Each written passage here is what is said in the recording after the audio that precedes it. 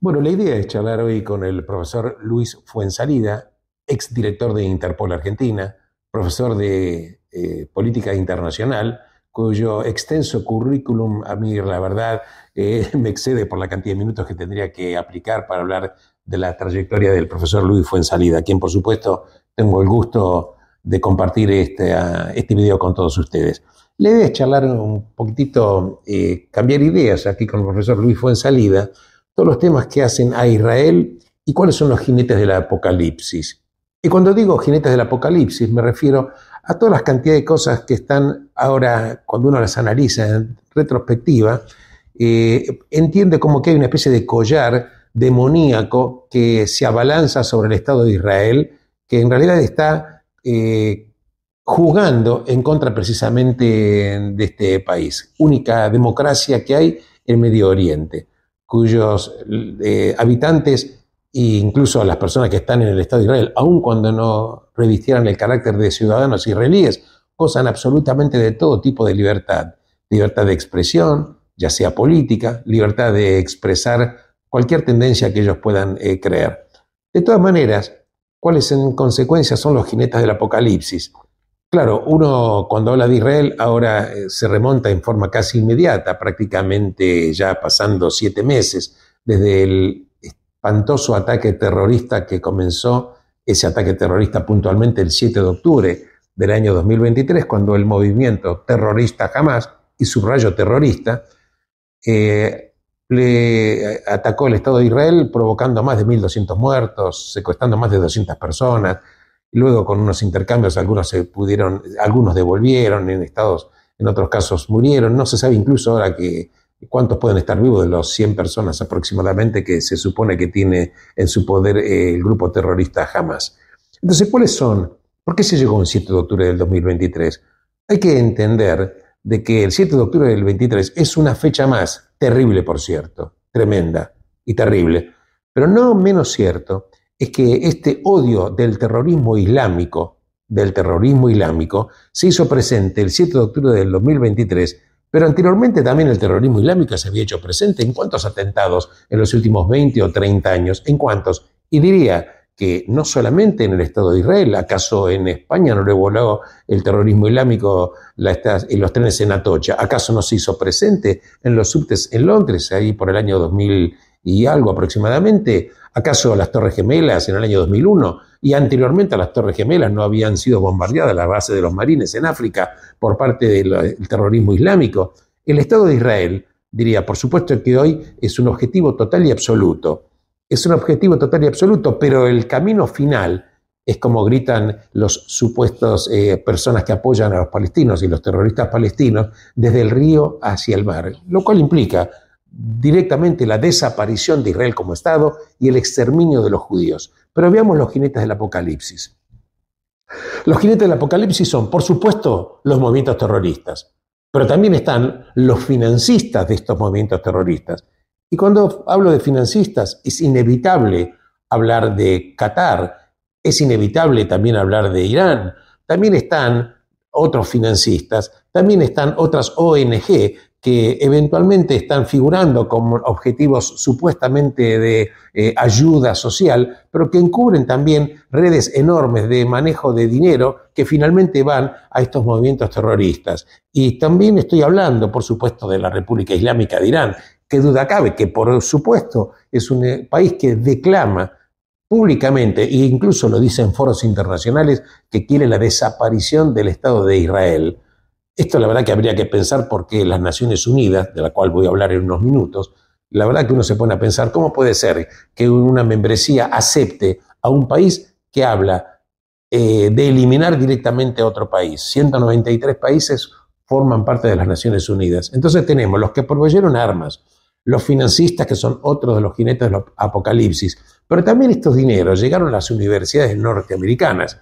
que provocó que en universidades como varias universidades, voy a comentar simplemente algunas, pero no son únicamente estas, la de Columbia, por supuesto, la de Nueva York, y en cuántas universidades también se han expresado estos campamentos o acampes de personas que apoyan a los movimientos palestinos. Acá se juntaron un montón de elementos o variopintos que están en estos acampes. Por supuesto está el apoyo de algunas personas que militan en el Black Lives Matter, que el movimiento de la vida de los negros importa. Toda esta cultura woke, que quiere decir el pasado del verbo despertar, que implica un despertar, no se sabe hacia dónde. Entonces, los movimientos también de izquierda es otro de los jinetes del apocalipsis. Claro, muchas personas de izquierda que posiblemente estén mirando este video pueden decir, bueno, yo soy de izquierda, pero no soy antisemita ni soy antisionista. Aunque, por supuesto, la manera moderna de ser antisemita es decir que no es antisemita la persona, es lo único que es antisionista. Pero decir antisionismo es negar al pueblo judío, que es el único Estado judío que hay, el derecho a vivir. No existe otro antecedente de que esto le pase a otro país en el mundo. Y también tenemos otros jinetes del apocalipsis, que son las Naciones Unidas. ¿Por qué digo Naciones Unidas? Fijémonos lo que pasa, por ejemplo, en la UNRWA, esta organización que depende de las Naciones Unidas, que tiene más de 30.000 empleados, una cosa escandalosa, que se comprobó ya cuántas personas que están dentro de ser empleados militan o efectivamente dentro del movimiento terrorista Hamas o comparten la ideología de este movimiento terrorista. Centenares de millones de dólares que están siendo financiados por países de las Naciones Unidas que finalmente hacen que estos movimientos, por los países que llevan dinero a esta organización para ayudar a los refugiados palestinos, finalmente esos dineros terminan para comprar armas y para construir búnkeres de guerra. Habría simplemente que también de paso recalcar que habría que preguntarse por qué existen campos de refugiados dentro de la Franja de Gaza anteriormente al 7 de octubre del 2023. ¿Por qué existen campos de refugiados en países islámicos, por ejemplo en Jordania? ¿Por qué existen campos de refugiados, por ejemplo en el Líbano? ¿Por qué existen campos de refugiados en Siria? ¿Por qué existen campos de refugiados en países islámicos? Entonces, la verdad que también otros de los jinetes del apocalipsis son los grandes medios de comunicación. No digo todos, pero muy importantes medios de comunicación. Y cuando digo medios de comunicación, hablo de los medios de comunicación internacionales, a punto tal de que hoy había una información que, por ejemplo, respecto a la BBC de Londres, un dignatario del gobierno de Gran Bretaña dijo que cuando la BBC diga una noticia de Medio Oriente, también dé también la otra parte de la información. Se refería que en realidad sabemos que la BBC lo único que recepta son informaciones. La fuente, ¿cuál es la fuente? El Hamas.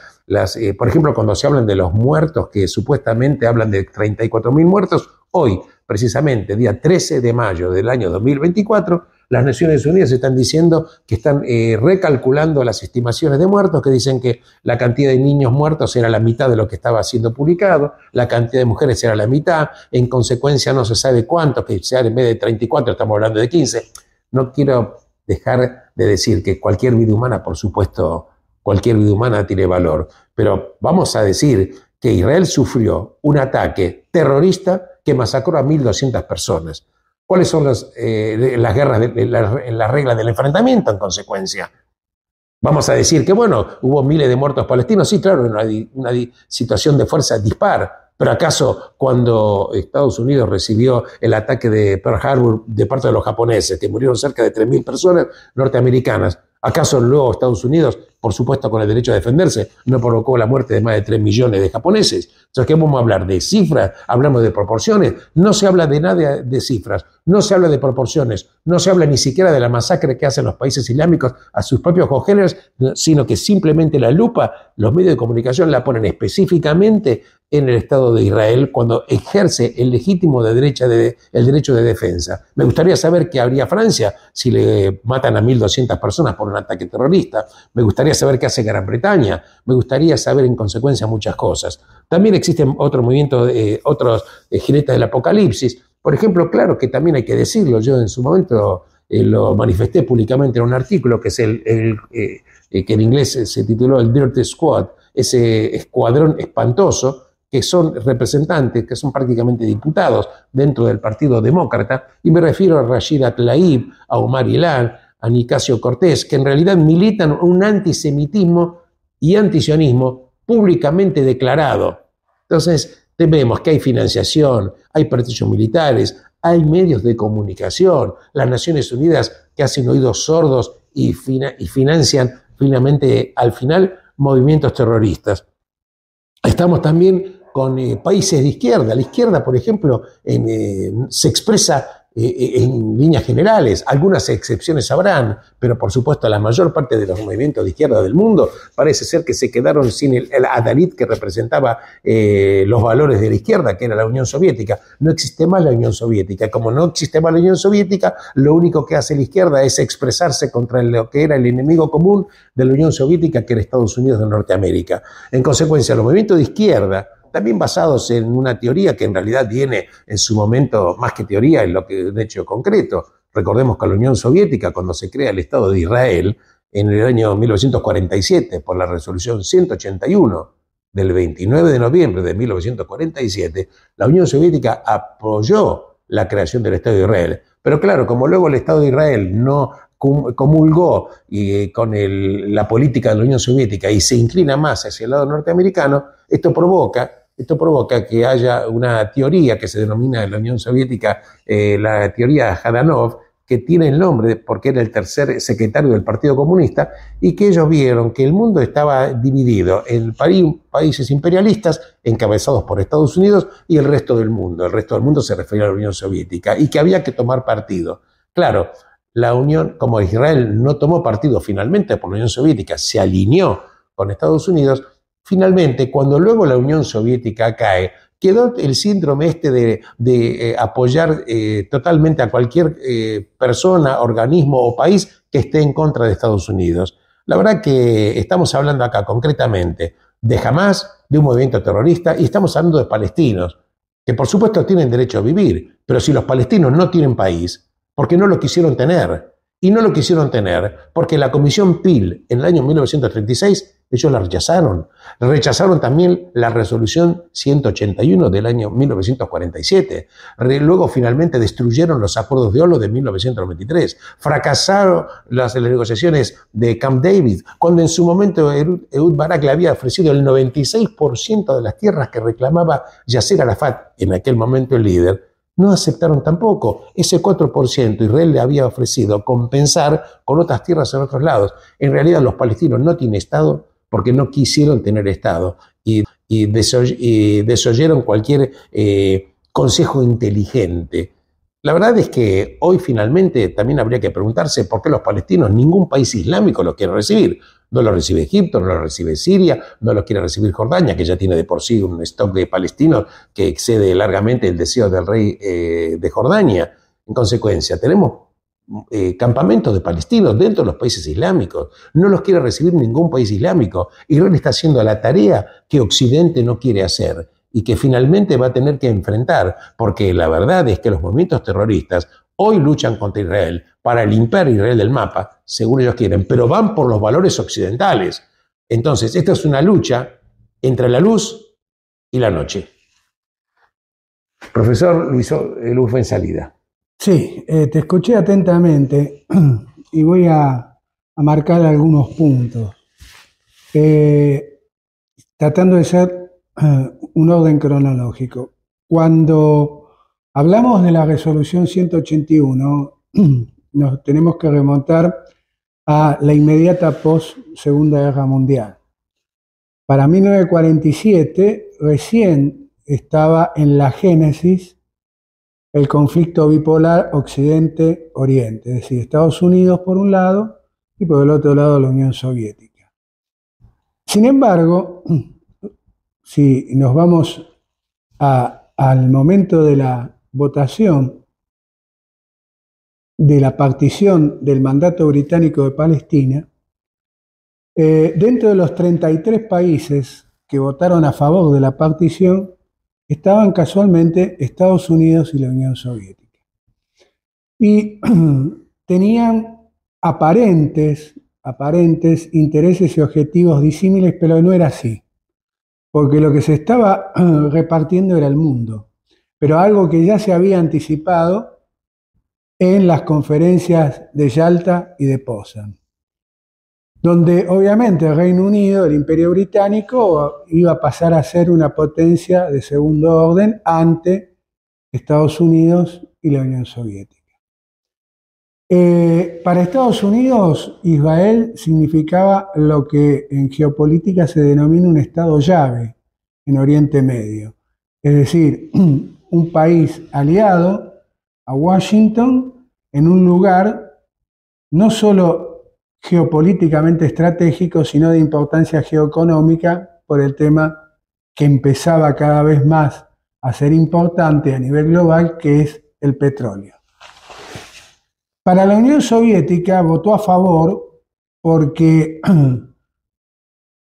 bajo el lema de la libertad de los pueblos para elegir su propio destino, que estaba enfocado a ¿qué? Al proceso de descolonización que se empezaba a dar en ese momento, lo que eran los imperios coloniales, veía Moscú una posibilidad de ir creando actores satélites más allá de Europa. Entonces, para la Unión Soviética y para Estados Unidos, el voto era positivo porque para esos momentos Israel iba a ser una importante peón en el ajedrez de ese momento mundial. También, como tú lo has dicho, en el cual yo ahí quiero acotar, no digo disentir, pero yo creo que los palestinos en el 48 ni siquiera sabían lo que querían, porque cuando el 15 de mayo comienza la guerra israelí-árabe, la primera guerra de independencia para el Estado de Israel, ninguno de los países árabes, que a saber, y si mi memoria no me falla, tenemos a Egipto, tenemos a Jordania, tenemos a Siria, tenemos a Irak, tenemos a Líbano, tenemos a Yemen e incluso milicias voluntarias de Libia y otros países islámicos. Lo que buscaron era la destrucción del recién refundado, yo no digo fundación de Israel, Israel fue refundado porque esa es históricamente la tierra de Israel. El solar natal. Exactamente. Entonces, lo que querían era destruir.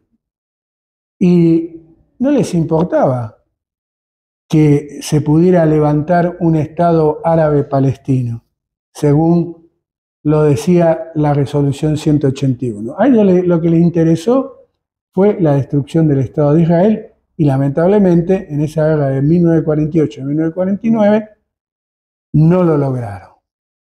Ahora bien, una cosa también importante es, de la misma manera que tenemos que tener en cuenta el voto positivo de la Unión Soviética, Israel durante la Guerra Fría, como tú dijiste, va a ser un aliado de Washington en una región donde en esos momentos, en los primeros momentos de la Guerra Fría, Washington tenía, además de Israel, otro gran aliado, que era Irán. Irán, claro. El Irán de el Shah Reza Pahlavi. Hasta el año 1979. Exactamente. Ahora bien, con el fin de la Guerra Fría, sucede algo muy importante. Es más, yo concuerdo, por ejemplo, con el historiador británico Eric Hobsbawm, que dice que realmente la edad contemporánea termina, no cuando termina el siglo XX, sino en 1991, con el colapso total de la Unión Soviética. De la Unión Soviética y el Imperio Soviético. ¿Y por qué es importante? Zbigniew Brzezinski, que fue secretario de Estado de los Estados Unidos, él esbozó una teoría que en relaciones internacionales la estudiamos bastante, que él llama que a partir de la caída de la Unión Soviética se da un fenómeno que él lo denomina el funcionamiento estructural, en el cual él lo que está diciendo, me voy a limitar a uno de los factores que él habla, dice que muchos grupos étnicos, nacionales, religiosos, culturales, comienzan a rebelarse, a buscar una reivindicación identitaria y nacional que anteriormente estaba socavada o escondida o subyugada por la lucha ideológica entre comunismo y capitalismo. Claro. ¿Y por qué es importante esto de Cesinsky en relación al tema de uno de los jinetes del apocalipsis que nombraste?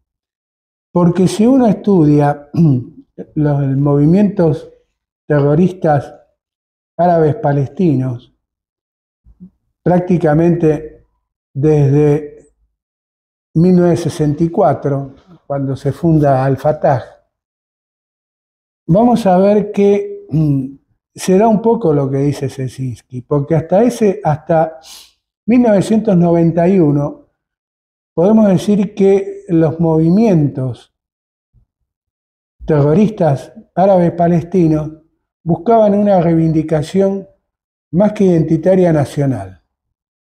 Pero en 1991 se suplanta la reivindicación identitaria por el islamismo radical. La pregunta sería, me parece interesantísimo el punto tuyo, Luis. ¿Acaso en definitiva el Islam, que ahí aparece posiblemente lo que llamamos el islamismo político o el Islam político, en definitiva no subyacía ya muy anteriormente al siglo XX, que la verdad es que parte de las escrituras del Corán, cuando hablan que es la religión verdadera, los movimientos que interpretan ciertas escuelas coránicas, hablan de que incluso los países que en algún momento tuvieron dominación islámica tienen que volver a reconquistar esa tierra. O sea que se despierta un sueño que estaba dormido muy anteriormente también. Sí, yo en lo personal, y esto es una opinión muy personal, si uno lee y estudia el Corán y tiene una formación anterior en relaciones internacionales o ciencias políticas, puede llegar a la conclusión, por lo menos a la que le llegué yo. El Corán, más allá de tener un lineamiento religioso con sus preceptos, es un gran libro de geopolítica. Totalmente. Coincido totalmente con vos. Y hay un montón de casos. El caso más, yo diría el caso que no tuvo éxito por el momento histórico que se dio, por el marco histórico que se dio, es el movimiento wahabita que se da en el siglo XVIII, que es una de las expresiones de nacionalismo árabe, digamos, más fundamentalista o más islamista, y que no va a prosperar casualmente en el siglo XVIII porque en ese momento donde surge el movimiento wahabita era parte del Imperio Otomano, que era un estado musulmán.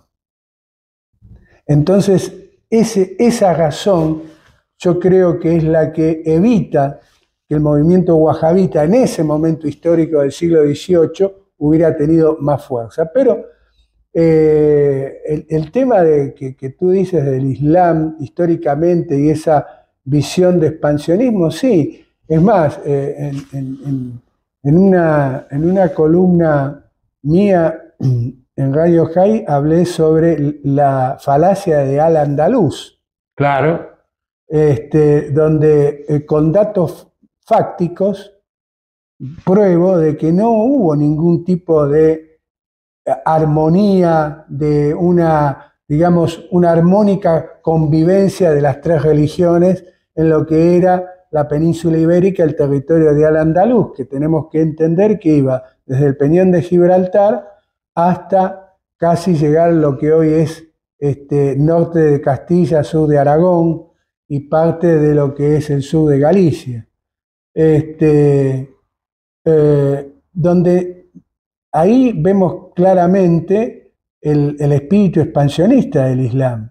No nos olvidemos las distintas dinastías, tanto primero los omeyas, luego los abadíes, en su expansión del Islam desde lo que era Oriente Medio, todo lo que es el Magreb, el norte de África, y su desembarco en Europa, la conquista de España, que no nos olvidemos que llegan a cruzar los Pirineos y son derrotados por Carlos Martel en la batalla de Poitiers. Claro. Entonces, esa expansión es histórica. Es histórica. Pero volviendo un poco al tema del presente, ahí podemos encontrar cómo a partir del 91 los movimientos terroristas árabes palestinos ya no tienen un perfil identitario nacionalista, sino que empiezan a tener, por influencia de quién, de un nuevo grupo terrorista que nace en 1987, es decir, 4 años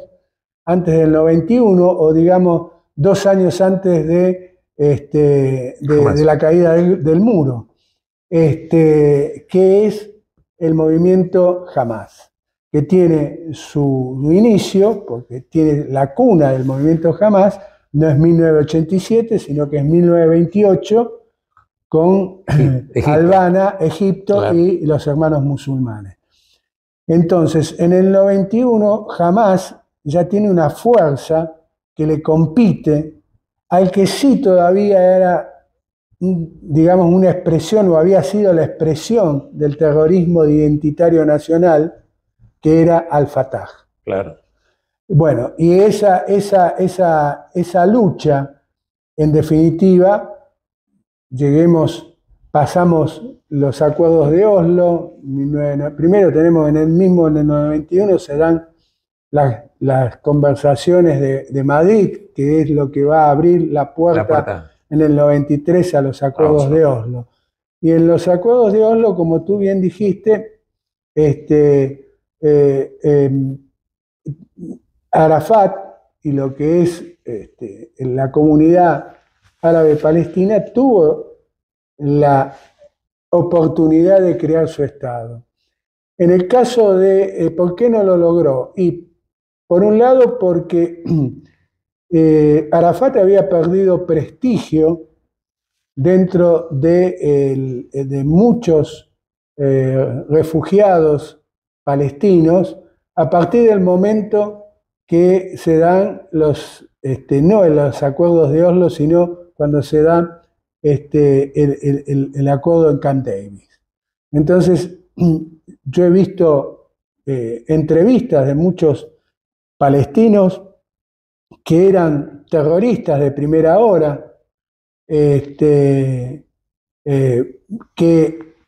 no podían concebir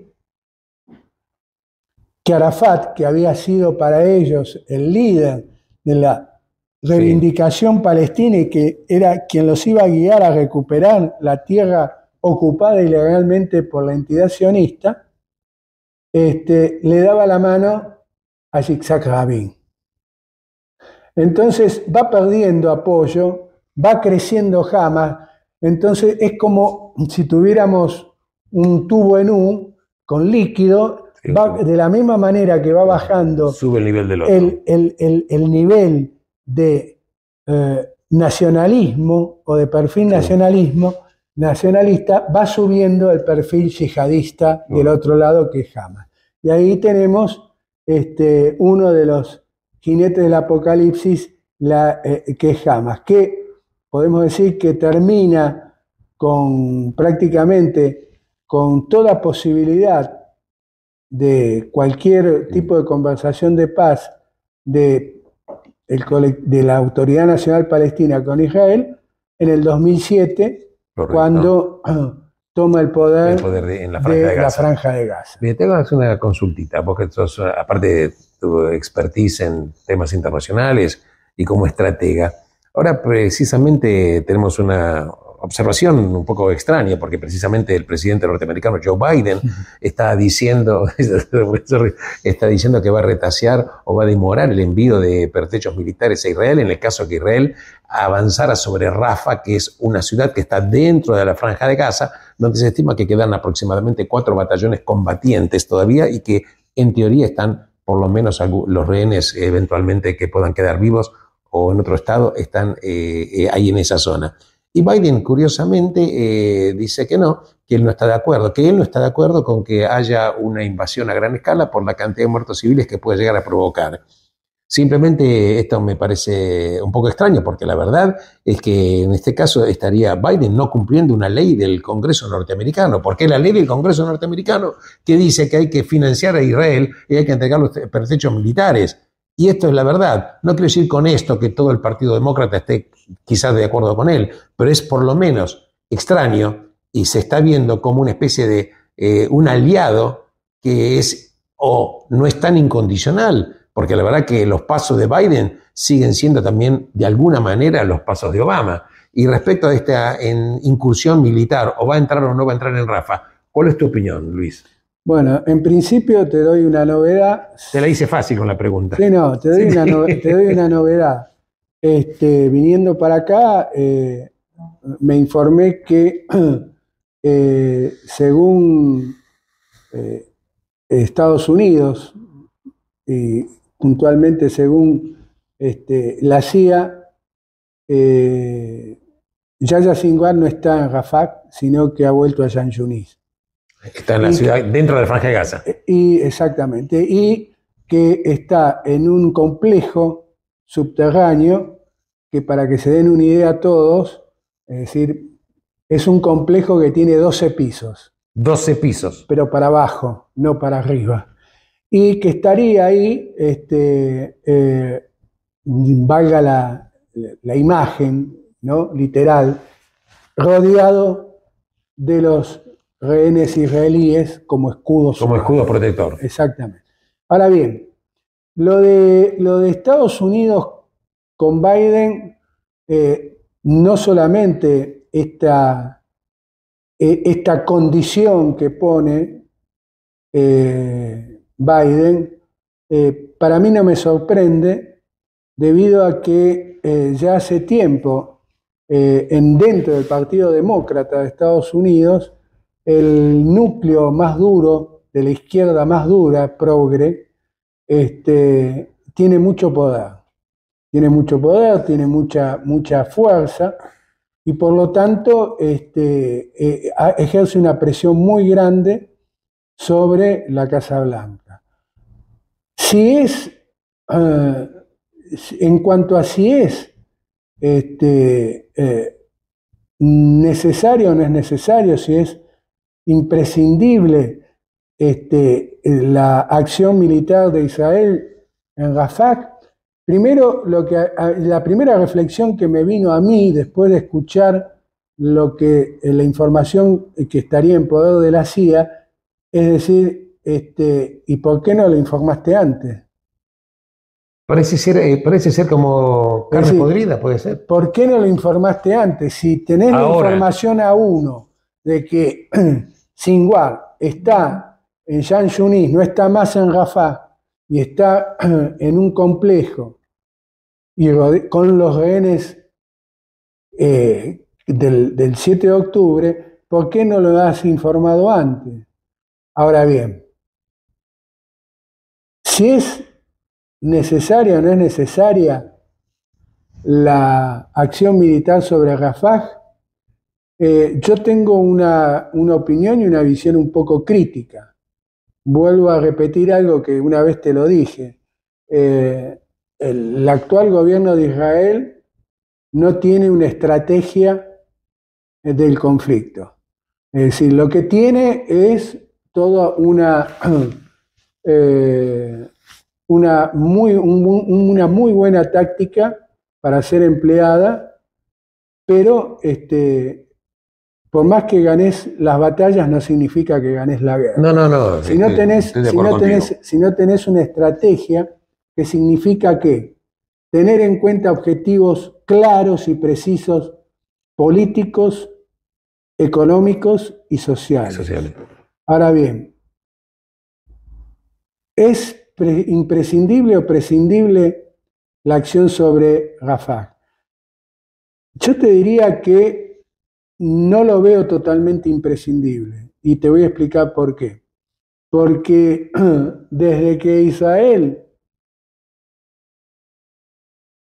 fue a la Franja de Gaza, es decir, posterior al 7 de octubre, todos sabemos el costo en vidas humanas de ambos bandos para poder lograr, entre comillas digo hoy, controlar el norte de la Franja de Gaza, donde estamos viendo últimamente que sigue habiendo focos de ataque de Hamas, donde no solamente focos a nivel de ataque con cohetes o misiles como antes estaba acostumbrado, sino que inclusive, que es lo más preocupante, a mi entender desde el punto de vista militar, es que lugares que se suponían estaban erradicados de operativos de Hamas, hoy en esos mismos lugares hemos tenido ataque y bajas israelíes. Israelíes también. Entonces,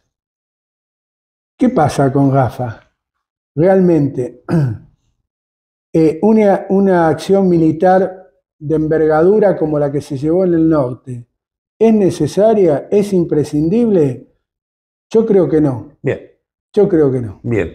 Es interesante el planteo que dice el profesor Luis Fuenzalida, porque me quedó el concepto muy inteligente y muy interesante, ¿no? Cómo se reemplaza el conflicto de una lucha por la nacionalidad y luego se trastoca después de la caída de la Unión Soviética por un conflicto de las identidades. Y tan cierto es lo que dice el profesor Luis Fuenzalida, que recuerdo que yo en aquel momento fui corresponsal de guerra ahí en ex Yugoslavia, precisamente sigue exactamente lo que dice el profesor Luis Fuenzalida. Cuando muere el mariscal Tito, que era el líder que aglutinaba todo eso, finalmente los territorios se abren, lo que era Serbia, los croatas, los bosnios. Entonces teníamos 3 territorios, religiones diferentes, etnias diferentes. Entonces vemos como los pueblos quieren volver a recuperar su identidad. Ahí vemos un ejemplo concreto de lo que dice el profesor Luis Fuenzalida.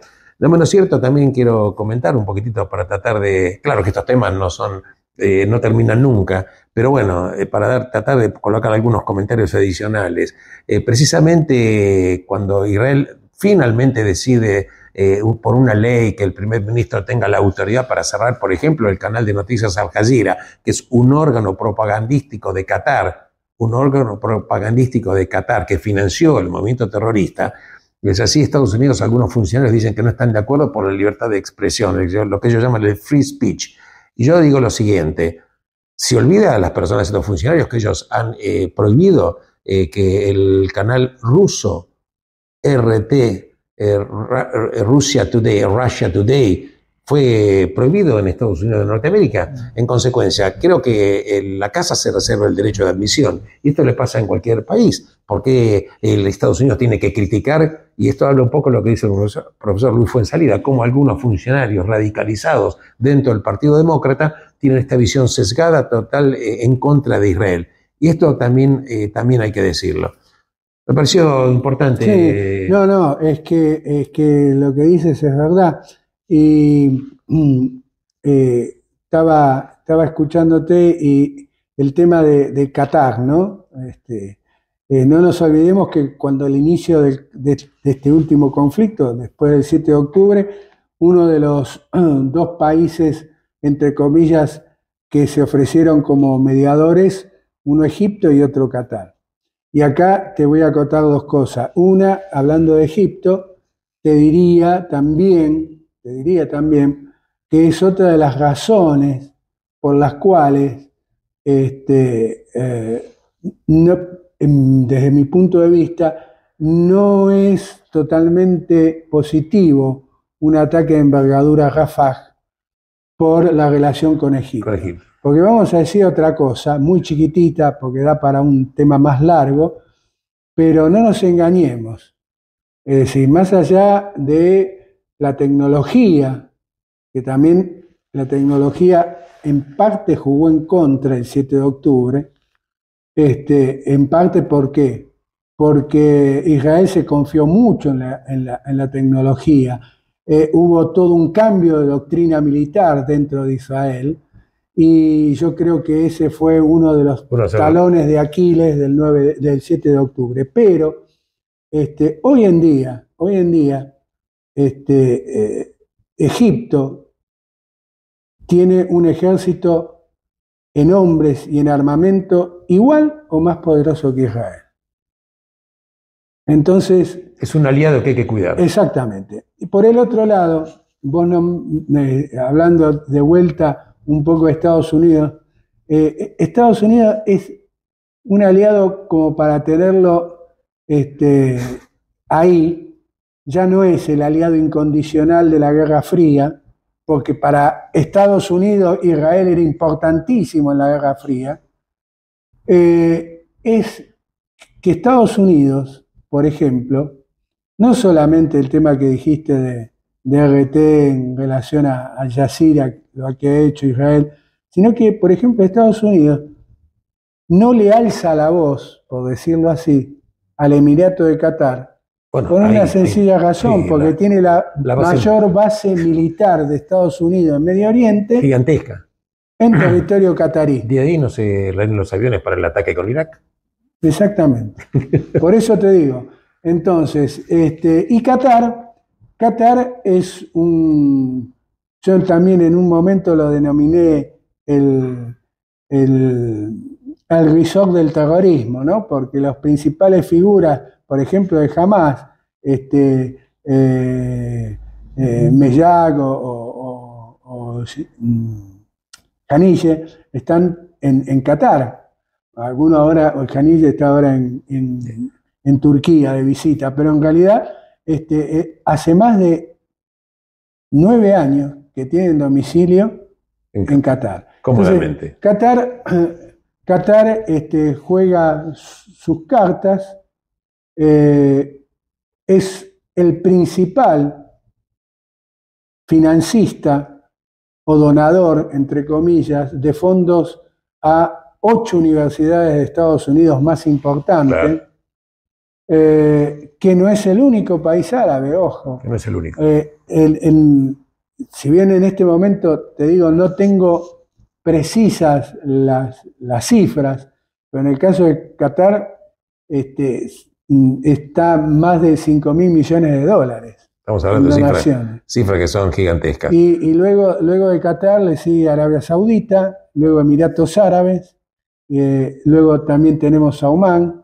Entonces, Qatar sí por mucho supera totalmente mismo al Reino Saudita, pero es el principal financista ya no solamente del terrorismo de Hamas, sino que también es el que a través de estas donaciones lo que ha hecho en grandes casas de altos estudios como sea Harvard, Yale, lo que ha hecho es presionar con esos fondos, primero, para que se creen cátedras que estudien la problemática de Oriente Medio y la problemática de la identidad, de la reivindicación de identidad palestina. Instalar un tema. Y aparte de lo que dice el profesor Fuenzalida, es que también hay que decirlo, es que uno se pregunta por qué, por ejemplo, Harvard tiene campus universitarios en Doha.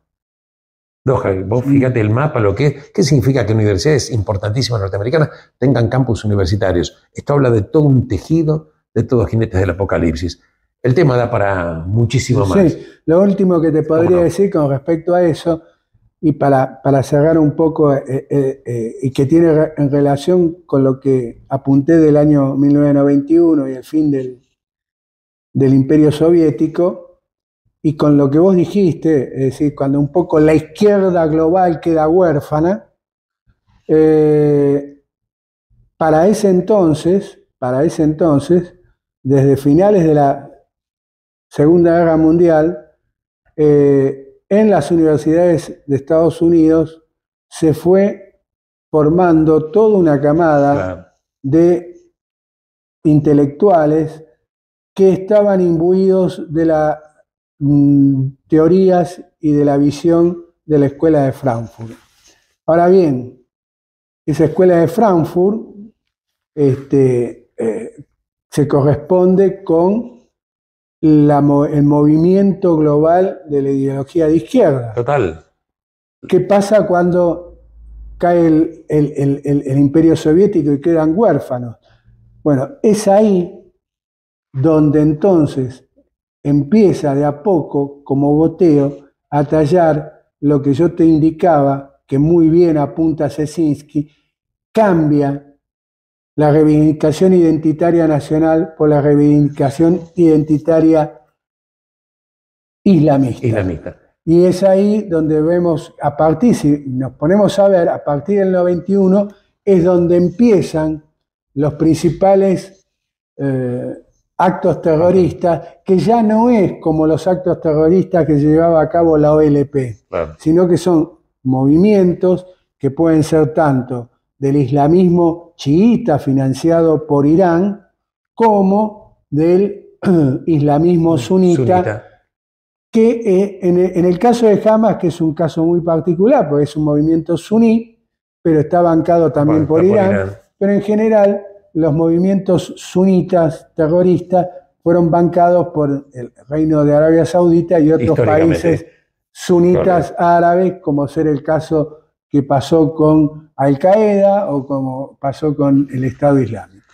Bien, la verdad que el tema abre tantas preguntas, porque por cada respuesta se abren muchísimas preguntas. Quisimos darle un poquitito de luz, hablar de los jinetes del apocalipsis, actualizar un poco la información de este conflicto que en teoría es un episodio más a partir del 7 de octubre del año 2023, pero que empezó pero mucho tiempo antes. Muchísimas gracias por estar compartiendo y gracias a vos. No, gracias a vos, Alberto. No, por favor, muchísimas gracias.